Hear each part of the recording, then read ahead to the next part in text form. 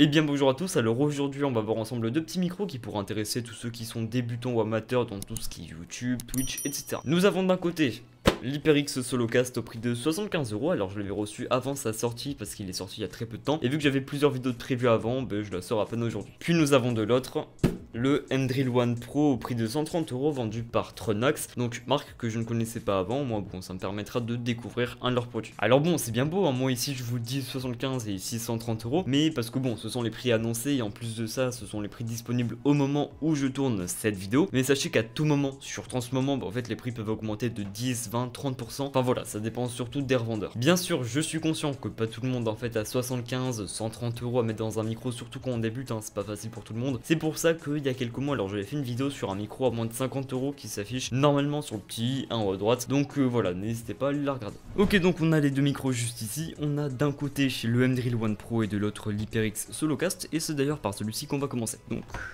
voilà.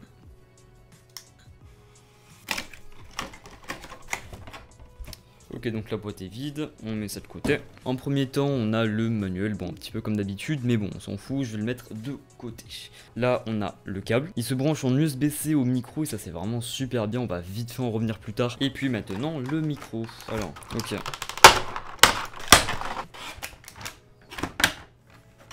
En tout cas, le design, j'aime beaucoup. Il prend pas de place sur un bureau, il est assez petit. Et en plus, franchement, très simpliste. Et c'est vraiment super. Ouh, ça, c'est bien ça. Voilà, donc voilà, je vais le mettre de côté et on peut de suite passer à ce micro. Alors, c'est quoi ça? Ok, donc on a une sorte de... Je sais pas du tout comment ça s'appelle, mais bon, c'est une sorte de truc qu'on met sur les portes. Bon, c'est bien, mais bon, on s'en fout un peu, hein.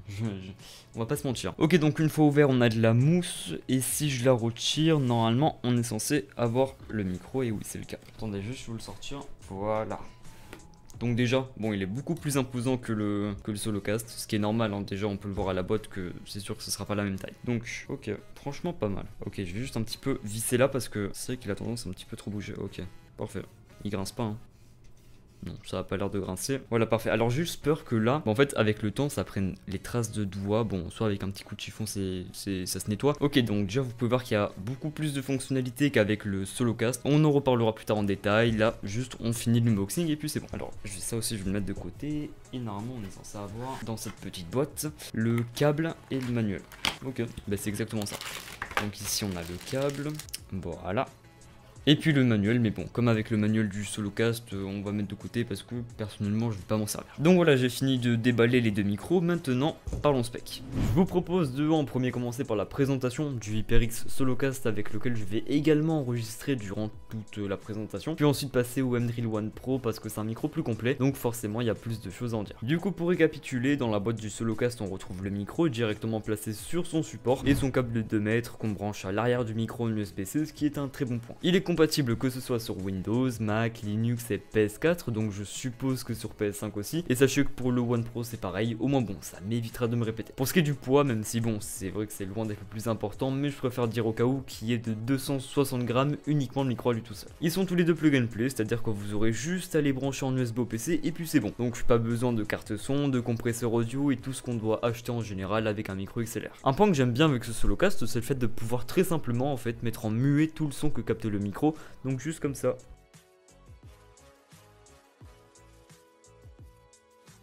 Ok, donc c'est bon, là vous m'entendez. Du coup il suffit pour ça en fait de simplement toucher le haut du micro, donc vous l'avez compris, voilà, c'est par induction. La LED rouge va alors se mettre à clignoter pour vous indiquer que le micro est mute, et pour vous démute, vous refaites la même chose. Grâce au support, vous pouvez faire pivoter le micro horizontalement mais aussi verticalement. Alors par contre justement sur celui-ci vous n'aurez pas la possibilité de régler sa hauteur mais uniquement son inclinaison. Pour retirer le micro du support, bon il n'y a aucun casse-tête, il suffit juste de tirer vers le haut en fait comme vous le voyez à l'écran. Puis pour le remettre, c'est tout aussi simple, vérifiez juste qu'il est bien aligné grâce aux deux petits repères sur le micro et le support. Si vous préférez, vous pouvez le placer sur un bras de micro, perche, appelez ça comme vous voulez, faut juste en fait avoir le petit adaptateur qui est normalement fourni avec votre perche que vous viendrez visser au bas du micro. Attention de ne pas placer ce micro sur une Rode PS1 ou encore une Blue Compass parce que si vous voulez en fait ce sont des perches faites exprès pour supporter de gros micros, donc des Rode NT USB ou des Plug Itchy, mais pas des micros légers, autrement en fait la perche aura tendance à remonter toute seule. Donc voilà, j'en ai fini avec la présentation du HyperX Solocast. Alors oui, je sais, c'était quand même assez rapide, mais en même temps, j'ai dit tout ce que vous devez savoir sur ce micro, et aussi vous avez pu entendre sa qualité audio tout le long, donc voilà, je vous laisse juger par vous-même. Maintenant on change de micro, on passe au M-Drill One Pro qui je rappelle est au prix de 130 € normalement. Donc comme avant je vous ferai écouter sa qualité audio tout le long de la présentation, puis voilà, vous pourrez vous faire votre propre avis là-dessus. Également pour recap avec le M-Drill, on retrouve le micro placé également sur son support et le câble de 3 mètres encore une fois en USB-C, mais qui est cette fois-ci tressé, ce qui est parfait pour optimiser la durée de vie du câble. Là le poids du micro sol est d'environ 250 grammes, ce qui est vraiment très peu en soi si on le compare à mon Rode NT USB qui fait au final exactement la même taille pour lui 540 grammes il me semble, donc c'est déjà plus du double. Sur son support vous pourrez modifier l'inclinaison du micro mais uniquement verticalement ou alors directement en fait retirer les vis pour encore une fois le mettre sur un bras de micro par exemple qui est bien évidemment adapté à son poids. À l'arrière on retrouve deux molettes, celle du haut qui nous permet d'augmenter ou de baisser justement le gain du micro et celle du bas qui va modifier le volume de votre casque si jamais vous le branchez directement au micro, et vous pourrez vous repérer dans les deux cas grâce à l'écran LCD situé à l'avant. Mis à part l'écran, à l'avant on retrouve aussi un bouton mute et un autre bouton pour switcher entre les 4 différents modes d'enregistrement que propose le micro, que ce soit le mode cardioïde, stéréo, bidirectionnel et omnidirectionnel dont on parlera en détail juste après. Au bas du micro on a déjà le port USB type C pour venir y brancher en fait le câble qui relie le PC au micro, un bouton pour changer les rétroéclairages de l'anneau, un port audio jack 3,5 pour y brancher tout type de casque justement en fait ayant cette connectique, et l'emplacement pour mettre le petit adaptateur qui vous permet de placer le micro sur une perche.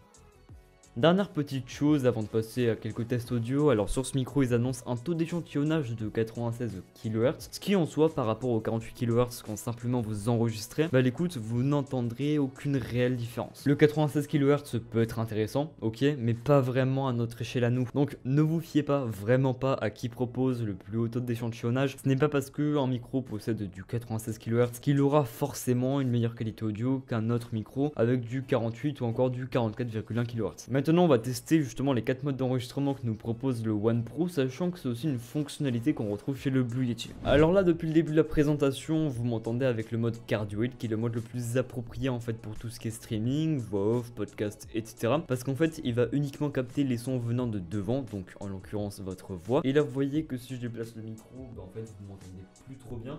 C'est pour ça que c'est bien important de parler en face du micro. Et c'est d'ailleurs le mode par défaut qui est mis en fait sur la plupart des micros qu'on connaît nous, donc notamment le Rode NT USB, le Birdie M1, le Solocast qu'on a vu juste avant et plein d'autres encore. Si on passe sur le mode stéréo, alors là le micro va se mettre à capter les sons venant de devant mais également venant des côtés. Le seul endroit en fait où il ne va pas capter ce sont ceux venant de derrière, donc là normalement vous devez pas trop m'entendre bien, mais là oui, donc là vous devrez normalement m'entendre si vous avez un casque ou des écouteurs d'une oreille, donc normalement de l'oreille droite, là normal, et là de l'oreille gauche. Donc voilà, c'est notamment un mode beaucoup utilisé par des personnes en fait qui font de la SMR, je pense que voilà, vous devez déjà savoir ça. Le troisième mode c'est le mode bidirectionnel, et dans ce cas le micro en fait va se mettre à capter les sons venant de devant, mais également ceux venant de derrière. Dans le seul cas où je vois que ça peut être utile, c'est dans le cas où vous êtes deux personnes en fait à parler face à face, logiquement dans une interview, enfin je vois pas trop d'exemples à part ça. Puis le dernier mode que nous propose ce micro c'est le mode omnidirectionnel, et dans ce cas en fait le micro va se mettre à capter tous les sons venant de tous les côtés. Donc voilà, vous doutez bien que pour du streaming ou de la voix off c'est vraiment à éviter parce que ça va capter aussi des bruits que nous on veut pas forcément lorsqu'on stream, mais ça peut être intéressant si vous êtes je sais pas plusieurs à discuter autour d'une table, pourquoi pas. Donc voilà, libre à vous de faire exactement ce que vous voulez de tous les modes que propose ce micro.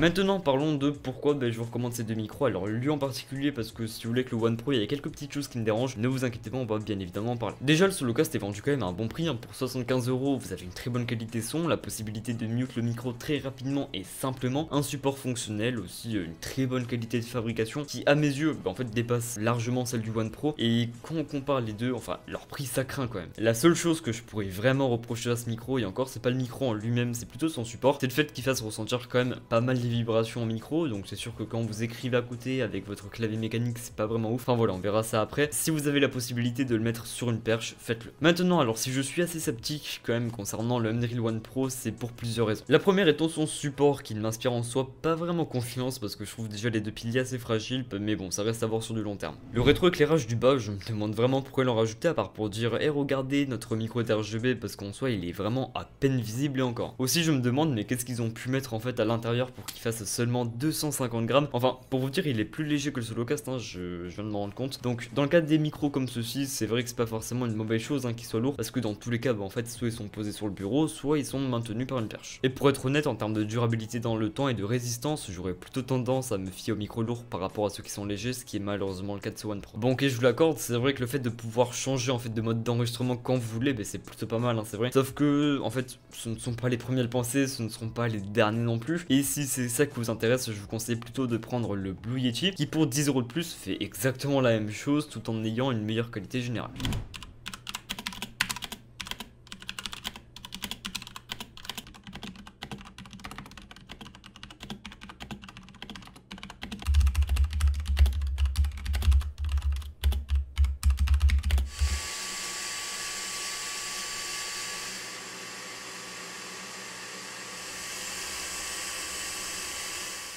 Donc voilà, merci à toutes et à tous d'avoir regardé cette vidéo, j'espère vraiment qu'elle vous aura été utile et qu'elle vous a plu. Si c'est le cas, n'hésitez pas à liker, commenter, vous abonner, tout ça c'est gratuit. Puis moi je vous dis à la prochaine pour de nouvelles présentations, c'est tout pour moi et à bientôt.